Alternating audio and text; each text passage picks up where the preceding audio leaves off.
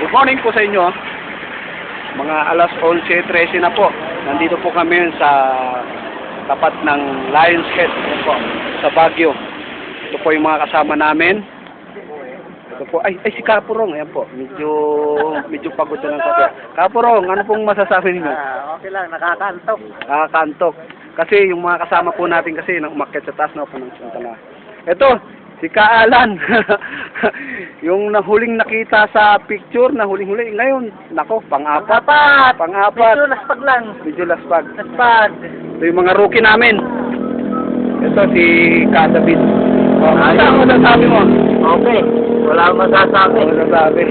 Ay, si Kasit! Hoy! Oh, ako. Masasabi ko lang, wala pa. Sisiw. Sisiw! Oo.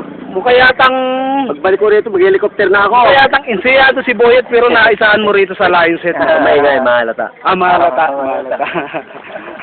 Ito po, lalapitan pa natin yung mga kasama natin. Ito po. Ito po yung Lion's Head. Ito cobra, nakakain natin. Ito po.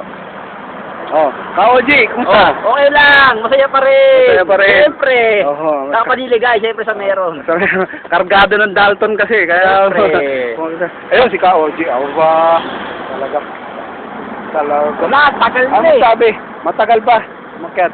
Plus Ito si, yung bago nating kasama, si, Plus yun si Mel yan. Pinsan ni, ni Ed, pinsan ni Ed.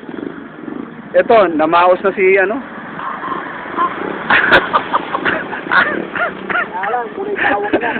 Hindi na po makapagsalita.